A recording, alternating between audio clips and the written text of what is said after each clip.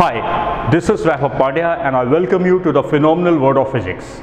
See, we all are at the beginning of class 11th, and believe me, moving to class 11 is going to be a very critical turning point of your academic life. Why I say it is a critical turning point of your academic life? Because you know what?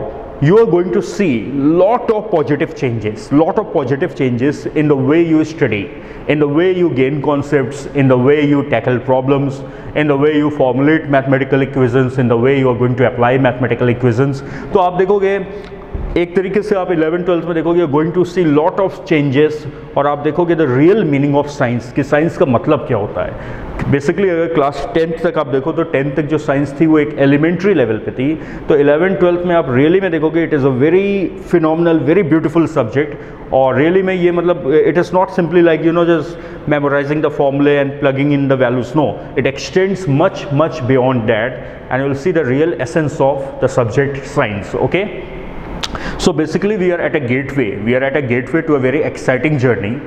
और आप इन 2 साल में देखोगे not only we are going to comprehend the most beautiful and complicated phenomena of nature, but at the same time आप देखोगे you are going to elevate so much in your visualizing skills, in your thinking skills, in your application skills.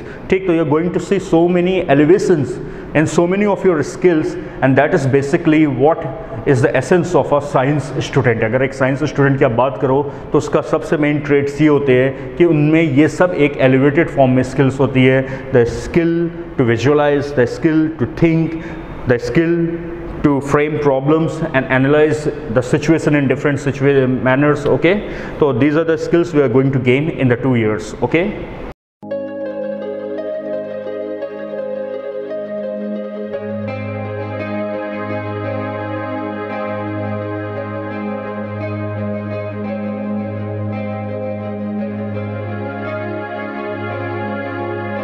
See, physics is basically a branch of science. So before proceeding further, let us understand what science is. सबसे पहले समझते हैं कि science क्या होती है. One of the way to define science is it is a systematic approach for understanding the natural phenomena. It is a systematic approach for understanding natural phenomena and then formulating theories, predictions and mathematical equations based on that knowledge. Then formulating theories, predictions, mathematical equations based on that knowledge. तो basically science is all about the study of nature. हाँ, हम यहाँ nature में जितने भी phenomena होते हैं उन्हें पढ़ते हैं और फिर हम उन्हें फॉर्मुलेट करते हैं in terms of the theory, in terms of the mathematical rules, in terms of mathematical equations. Okay? Now if you see what is a scientific method, अगर कोई भी मेथड को, कोई भी प्रोसेस को अगर आप साइंटिफिक कहते हो तो let us see what are the properties of scientific method. तो you see, number 1, science is basically a cycle of theory and experiment. Science is basically a cycle of theory and experiment.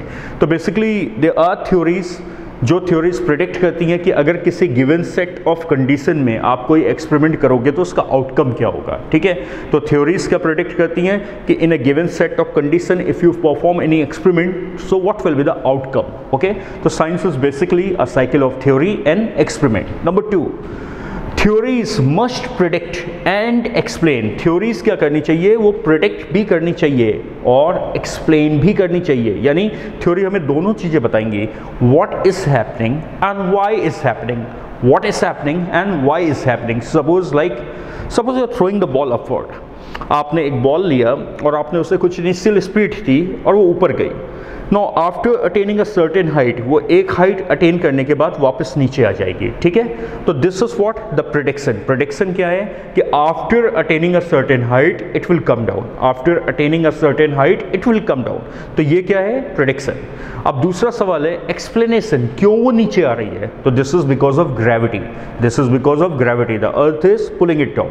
तो यहाँ पे देखिए दोनों चीजें हैं, prediction भी और एक्सप्लेनेशन भी. तो कोई भी अगर साइंटिफिक मेथड है तो उसमें प्रेडिक्शन भी होना चाहिए और एक्सप्लेनेशन भी होना चाहिए.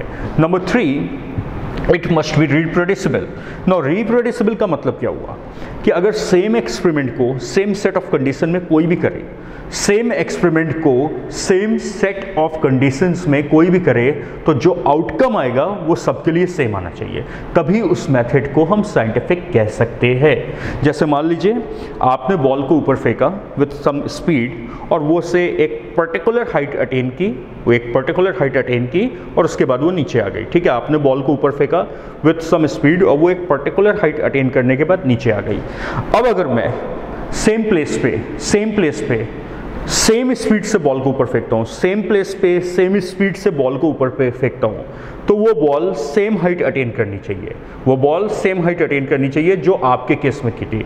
Then only we can say the method is scientific. ठीक है, तो for any scientific method we have some properties what, पहला तो ये होना चाहिए कि वो प्रेडिक्ट करना चाहिए, वो एक्सप्लेन करना चाहिए और फिर वो रिप्रोड्यूसिबल होना चाहिए। ठीक है, Now if you see some of the cases, let us see some of the cases जिसमें हम ये देखेंगे कि जो पर्टिकुलर केस को हम देख रहे हैं वो उसमें जो मेथड यूज़ हो रहा है वो साइंटिफिक है या नहीं। ठीक है, let's see case 1। Suppose we have some psychic और उस साइकिक का ये कहना है कि उसके पास कुछ स्पेशल पावर्स है जिसके थ्रू वो डेड स्पिरिट्स से बातें करता है। The psychic saying he has some special powers through which he can talk with the dead spirits. ठीक है, नाउ व्हाट यू थिंक, ये क्या मेथड साइंटिफिक है? तो लेट अस सी क्या यहाँ पे साइंटिफिक मेथड की प्रॉपर्टीज वैलिडेट हो रही हैं। तो पहली चीज़ देखते हैं, prediction. No see the psychic is predicting, वो प्रिडिक्ट कर रहा है कि वो रात को बातें कर सकता है डेड स्पिरिट्स के साथ, तो प्रिडिक्शन इज देयर। ठीक है, वो बातें कर रहा है, उसका प्रिडिक्शन है कि वो दूसरी रात भी इसी समय अपने तरीके से बातें करेगा। ठीक है, तो prediction is there.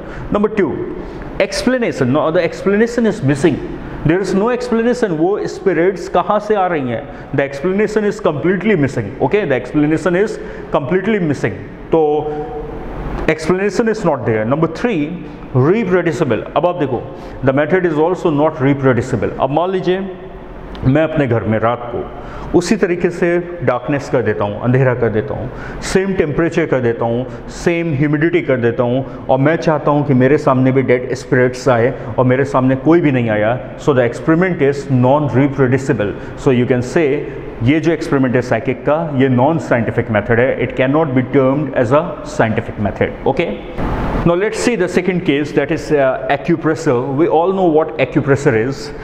Acupressure is basically applying pressure at different points of the human body, and each point correspond to a particular disease or particular disorder जो acupressure के थ्रू ट्रीट की जा सकती है, राइट? और जो ये प्रेशर अप्लाई होता है, it can be applied through different means like color, magnet, pin, current. ठीक है, तो if you see most of the Western doctors do not treat acupressure as a scientific method.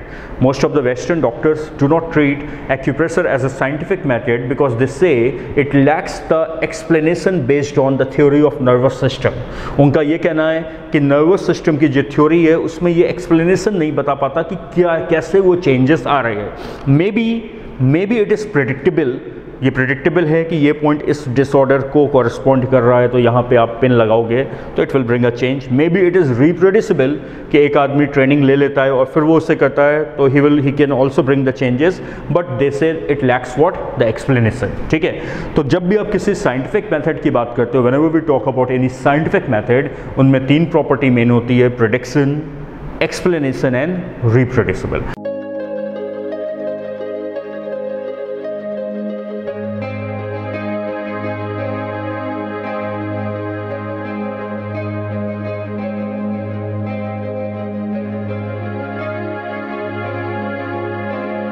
See, physics is basically the foundation of all the science subject.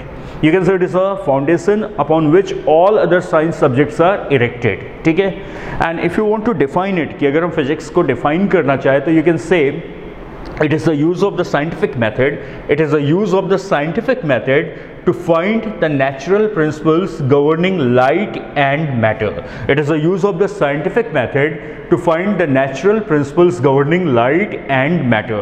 So physics is basically the study of light and matter. Light and matter. Now what is light? And what is matter? So if you define what is matter, you can say anything which is influenced by gravity. Anything which is influenced by gravity is a matter. Anything which is influenced by gravity is a matter. And when we say what is light, you can say anything which can move from one place to another in the empty space. Anything which can move from one place to another in the empty space and which can influence matter and has no weight. Which can influence matter and has no weight is called light. See one thing, जो term light है, that is much beyond than the visible light, Vibgyor. Even you know X-rays, microwaves, radio waves, ये सब हमारे light में आता है. तो we can say physics is all about the study of light and matter. Now later on we will see कि light and matter are interrelated. Light और matter interrelated होंगे. It was Albert Einstein, उन्होंने ये देखा कि दो light has no weight. Light में weight नहीं होता है, बट जो लाइट की एनर्जी होती है that is influenced by gravity. Light की एनर्जी भी ग्रेविटी से इन्फ्लुएंस्ड होती है. तो he attributed an equivalent weight, equivalent mass to the light according to the equation E is equal to mc square, and this equation is called the energy mass equivalence.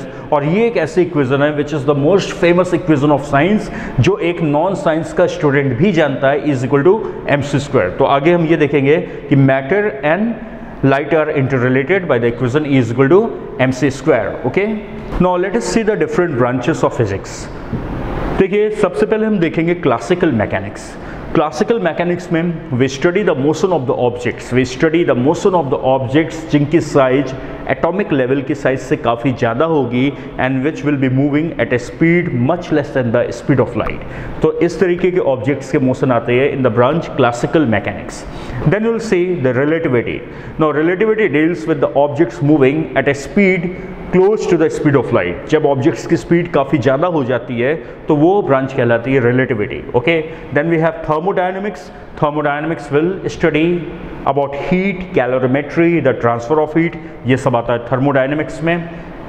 Then we have the electrodynamics. Electrodynamics में आप पढ़ते हो about electricity, about magnetism, the magnetic field, the electric field, the electromagnetic fields. ये ठीक, ये सब आएगा electrodynamics में. Then we have the study of optics. Now optics is basically the study of light. यहाँ आप light के बारे में पढ़ोगे, reflection, refraction, interference, ये सब हमारी optics की branch में आएगा. And then we have quantum mechanics. Quantum mechanics में आप देखोगे when we go to the atomic level, बहुत ही आप माइक्रोस्कोपिक लेवल पे चले जाते हो, एटम के लेवल पे, तो वहाँ जो पार्टिकल्स का बिहेवियर होता है वो हम स्टडी करते हैं क्वांटम मैकेनिक्स में. ठीक है, तो these are the different branches जिसमें हम डिफरेंट डोमेन्स स्टडी करेंगे. ओके,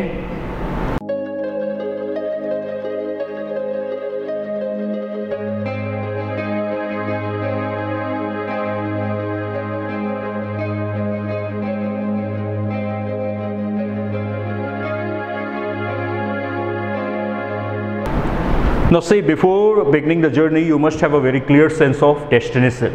किसी भी जर्नी को स्टार्ट करने के पहले आपको ये क्लियर होना चाहिए कि आपको पहुंचना कहाँ है. तो उसी तरीके से क्लास 11th की पढ़ाई को स्टार्ट करने के पहले आपको ये क्लियर होना चाहिए कि आपका एंड गोल कहाँ है. So you have to begin with the end in mind. Okay, तो of course you must have a goal to gain marks, you must have a goal to get a very good rank along with your class 12th. But जो सबसे prime गोल होगा आपका, जो सबसे significant गोल होगा, ये होगा कि हर एक टॉपिक पे, हर एक चैप्टर पे आपका कंप्लीट डीप लर्निंग और कमांड होना चाहिए. तो you must have a goal for conceptual deep learning and full command over each and every topic. और आपको इस गोल को अपने को रोज रिमाइंड कराना होगा. क्यों? क्योंकि you know it is a process of 2 years. It is not a process of 1 day और 2 day कि आप एक बार मोटिवेट हुए और आपने क्या है आगे बढ़ा और वर्क पूरा हो गया. No, it is a process where you have to maintain with consistency for 2 years. ठीक है, deviations will be there, but you have to keep reminding yourself about your commitment, about your goal. If you see an airplane, तो जब एक airplane एक अपनी journey cover करता है, it is for the 1000 of miles, और in that 1000 of miles वो कई बार सेवरल टाइम्स वो अपने पाथ से डेविएट होता है, ड्रिफ्ट होता है, बट ईच टाइम जो कंट्रोल पैनल होता है वो उसको वापस उसके पाथ पे लाता है. तो in spite of so many deviations, it go to its destination because the destination is clear. Same thing is with you. आपका डेस्टिनेशन क्लियर होना चाहिए. कई बार आप ड्रिफ्ट होगे, कई बार आप डेविएट होगे, बट जो आपका कमिटमेंट होगा, जो आपका गोल होगा, it will keep bringing you back on the right track. It will keep bringing you back on the right track. To be very much clear about your goal, be very much clear about your commitment. Then for each topic, first of all, you have to gain the complete fundamentals and concepts. उस chapter के आपके पूरे fundamentals और concepts clear होने चाहिए. कोई भी आप लेक्चर को मिस मत करो, क्योंकि हर एक लेक्चर दूसरे से इंटर रिलेटेड होगा. And we go in a gradual graded manner. हम एक ग्रेजुअल मैनर में चलते हैं. तो अगर आपने मान लीजिए लेक्चर ए किया और बी किया, और अगर आपने सी मिस कर दिया, तो you won't be able to understand lecture D.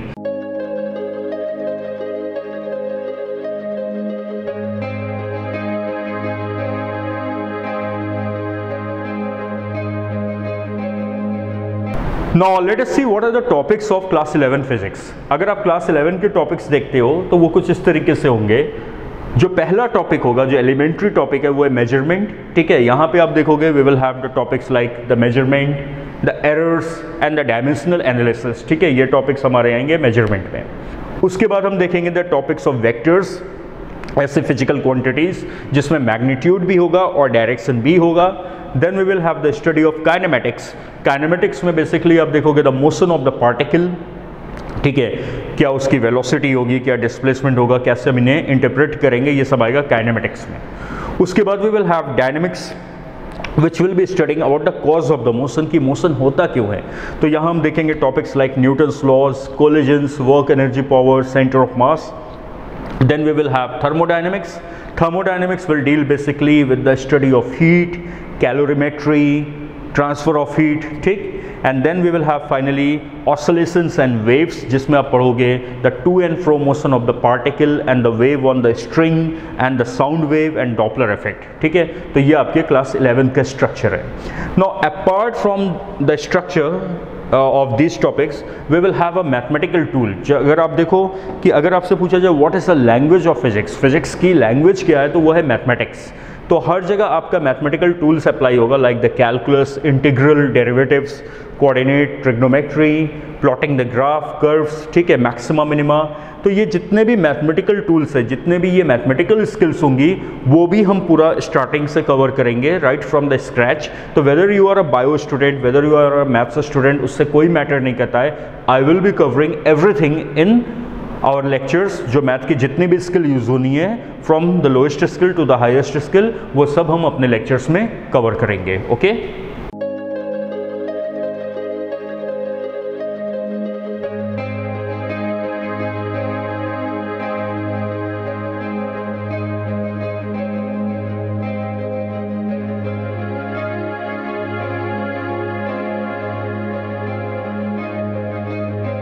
Now say अगर आप क्लास 11th एंड 12th को देखिए, तो as far as the knowledge is concern and the academic performance is concern, तो उसके लिए तो ये इंपॉर्टेंट है ही. साथ में ये काफ़ी ज़्यादा क्रिटिकल और इम्पॉर्टेंट इसलिए भी है क्योंकि 12th के बाद आप you will be entering some college. तो ये भी डिसाइड करेगा कि आपका जो गोल है, जो भी आपकी स्ट्रीम है, whether in going to medical और इंजीनियरिंग, तो आप उसको कैसे अचीव करो. ठीक है, तो 11th 12th में आपको साथ में ये गोल को भी लेके चलते रहना है कि आपका 12th के बाद कहाँ आप जाना चाहते हो, किस कॉलेज में जाना चाहते हो, किस ब्रांच में जाना चाहते हो. ठीक है, तो हम देखेंगे हमारा एक इंटरेक्टिव सेशन होगा जिसका नाम होता है द रोड अहेड. एक इंटरेक्टिव सेशन होगा जिसका नाम होगा रोड अहेड, और उसमें हम देखेंगे कि हमारे कितने अलग अलग एंट्रेंस एग्जामिनेशंस होते हैं, like JEE for engineering colleges, NEET for medical colleges. ठीक है, तो इस सेशन में हम एक्सप्लोर करेंगे what are the different entrance examinations, इनके क्या पैटर्न होते हैं, क्या मोड होते हैं, क्या स्ट्रैटेजी होनी चाहिए, क्या कट ऑफ मार्क्स जाता है, क्या हाईएस्ट मार्क्स जाता है. ठीक है, तो ये सब डिटेल हम कवर करेंगे in the interactive session of the road ahead, जो that I will be taking very soon. Okay, so I'm sure that together we are going to explore a lot of beautiful things and going to have an exciting journey. So we are going to meet in the next lecture. Take care, stay safe.